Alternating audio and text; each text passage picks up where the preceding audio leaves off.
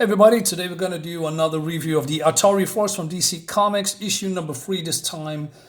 And we're going to continue this dark series. And with dark, I mean, it's a true science fiction series from DC Comics that I really appreciate. I grew up with this. Still no trade paperback, unfortunately. I'm not sure why, because I don't know, it's popular, but everyone that talks about it or,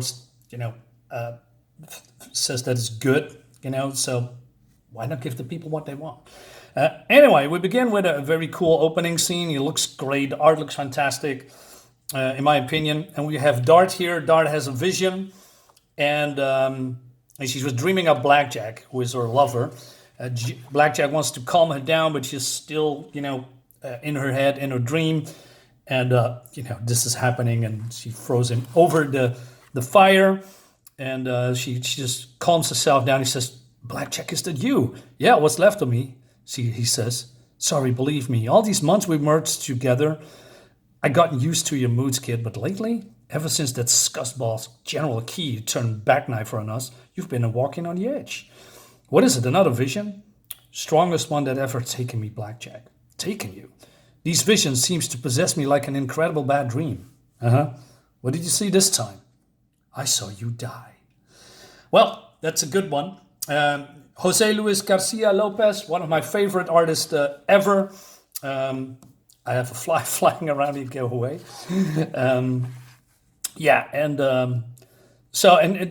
These two really love each other, and they have a lot of sex. Meanwhile, I don't know, some kind of a space station called Caspiar. Some people are checking in.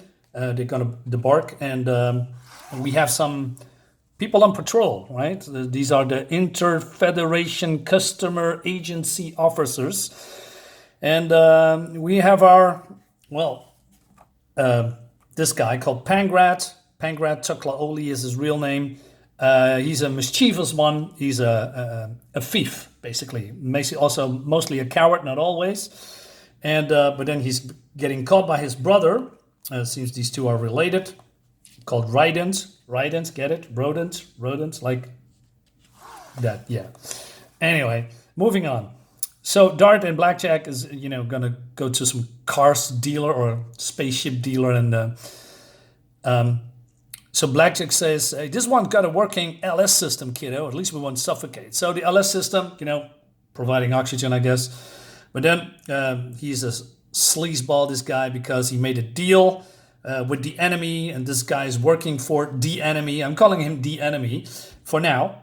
He says, "Karg, you may inform your master that I've done as you requested. That crashed the junker. They won't get 7 light years before the driver blows." Lovely, lovely. Meanwhile, we have Chris Champion doing some, exercises, flip-flops, experimenting. And he's now blaming the professor that she's cheating. And she says, "Well, you do too. You're supposed to be running the maze without reporting to your multiverse-based phase transition powers." Jesus. That's a long word. And she says, "Hey, let's start again." And he's fed up, right? He's just said, "I'm calling it quits. I don't want to be Tempest anymore." So later he comes down, he walks with the professor, and he says, "Lost my temper again, huh? No wonder you called me Tempest." But she said, "Yeah, I miss you have a short fuse, but it comes from someone." And she asked a little bit about that, right? And then we see this gorgeous background shot. You see the people are living here, walking around, coming from the stairs, goes from place to place. Really sharp art, I like that. And he says, "Someone put that idea in your head." "Who?" "Come on, Professor. New Earth is a small world. You must have heard by now what happened with me and Melissa." So Melissa is his now probably ex-girlfriend, and her father is some kind of a senator that calls him a freak, right? And she says, "He called me a freak, Professor, and let's face it, I am a freak. My mother's gene code was affected by exposure to the multiverse when she and Dad commanded Scanner 1 as part of the ATARI Force." Now, mind you, this is not the multiverse that we are now having for years, unfortunately. I think the multiverse was the biggest mistake in modern comics and modern recent times. But back in the day, and I don't want to sound old, although I am old, multiverse was something unique and different and weird. and you want to know more about that, right? What is the multiverse? What is living there? Yeah, now multiverse is just a excuse to bring people into the normal universe. With I'm not even going into that. I'm just thinking about it makes my blood boil. Anyway, he says, I was born weird, and my mother dies, and maybe that's right, thinking I killed her. The hell he's right. What about Lisa O'Rourke? Now, Lisa O'Rourke is Dart. Her parents was also on board on the first ATARI Force on Scanner 1. And she says, she is all right, but, Chris says, well, her parents are still alive. And I think because Dart was born also in the multiverse, she has this, seeing into the future power, right? And he also, Chris blames his dad because he's just always in his private pod. A hermit nobody's seen in years. And when people see me, they think of him, crazy man champion, and his delusions about an alien presence from the multiverse corrupting our galaxy. Chris, you cannot live in your father's shadow. You must try. And then he's again fed up and he's just phasing away and he doesn't want to talk about it anymore. The professor blames herself because she thinks she is way too involved and maybe she's pushed Chris's button a little bit too much. And she says, I wish the girl Dart was here. She always knew how to handle Chris's mood. Where is she anyway? Well, she's stranded around some kind of around the orbit of a binary star. So they're doing some repairs, and then Dart gets a vision that they are getting blasted into atoms. So they say, "Hey, let's get inside, and we need to get the hell out of here right now." And that's exactly what happens. So they are using their drive to really quick going away or blasting away, and then out of nowhere, this giant spaceship comes here, have the coordinates and exactly blasting where they were just a moment ago, right? And so they are thinking that, in the last issue, they've been hunted by a creature called the Wall Beast, and she thinks these guys or whatever is in here are behind that. Well, they are true, because this is the enemy with Kark here, and the enemy says, cease firing, Kark. With the main driver gone, the woman and her companion cannot break. The ship will be unable to escape the star's gravity well. Let physics destroy them for us. We shall turn our attention on the others who stand in my way. The inheritors of Martin Champion's ATARI Force. So, Blackjak says, hey, Dart, we got a problem.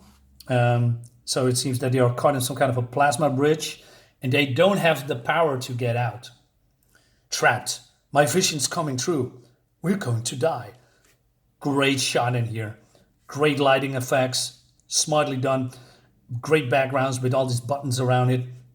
Immersion. You really feel that they're in the spaceship. Great. I love it. And then we go to the space station again on New Earth. And this drunken captain has, kidnapped and enslaved this creature called Babe. So then Morphea, or Dr. Morphea, comes in. He says, hey, what are you doing? Right? Explain your manners. He says, who are you? Morphea, attached to Atari's psychic research team. I observe your behavior and demand an appropriate explanation. Demand? What right? Here's my property. His guardian, he just child. Abandoned on planet Egg. We found him, asked first mate here. But she says, now I'm going to ask the creature, the child. And then the true truth comes out, and what happened, and we've seen it in the last issue that he enslaved her, and Morphea is really angry at this, and she says, I will hear nothing from you. Be grateful, my honor forbids me more than the mildest of mild stings. Or I might have silenced you permanently. Have courage, child. I will return. So this is not over. Meanwhile, Pakrat has a talk with his brother, or the way around. And you are a shame to our family, Tukla. We always have been soldiers or security officers. Until you. You betrayed our family honor when you became a thief. It has given me great satisfaction to track you down. So Pakrat says, honor and shame. What a joke. He escapes. And Tukla donates a 800-meter drop. But he says, well, it's for me, it's a breeze. And then the other says, hey, what do we got to do? Do our duty. Shoot to kill. I didn't expect that because they are brothers, right? But then he tries to get his cuffs loose, and then, there he's being cornered, and we all know what happened in the last issue when he's being cornered. His primal instincts come over, and his rodent, rage comes up, and he's going into some kind of a berserker rage, killing everyone. Even his brother says, "No, don't corner him," and then he says to Tukla, "Stop, or I'll you what, big brother? Stupid of me. Should have used Narc gas. Next time. Only one ship leaving this station tonight to New Earth. He'll be on it, and so am I. And so will I," he says. Meanwhile, back to the binary star. They have some repairs here, and they have some, again, intimate moments. they really like sex. Anyway, so Dart pushes the button and he says, "The Ellis system is holding, but now the driver's unit shorted out. My turn to fix it. Work, work, work. Funny, funny, funny." And he says, "Yeah, this is some kind of a frozen circuit, and I'm making a bypass." And then she says, "Blackjak, my dream. Oh God, this is what happened in my dream."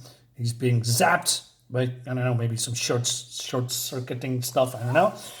And then Blackjak is being electrified. He doesn't respond.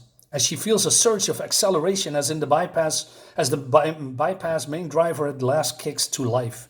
She never felt helpless before. The next second sear her memory like a well-done steel. And she says, "Old pirate, I love you."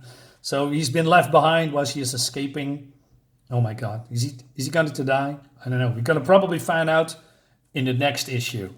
Yeah, this is solid. This is great. We have also some files of various ATARI Force members. You can pause the video if you want to read it, right? And also of a Babe here, where she's coming from, how old she is, or I think, and also Dr. Morphea, right? I think this, I really miss true or real science fiction, with stuff like this. We need just more science fiction comics, not what it's. Okay, I'm gonna bite my teeth, bite my tongue. I'm sorry. I'm leaving it here, right? Because if I'm going into this roller coaster of complaints about modern science fiction, we could be here all day. So I'm leaving it here. I think this is good. I think this is great. This needs a trade paperback or maybe a re-release or a hardcover or whatever. If you can get these books, I urge you to check it out if you like what you're seeing. Subscribe to my YouTube channel. Please leave a comment. It helps me a lot. And I'll see you on the next one. Bye-bye.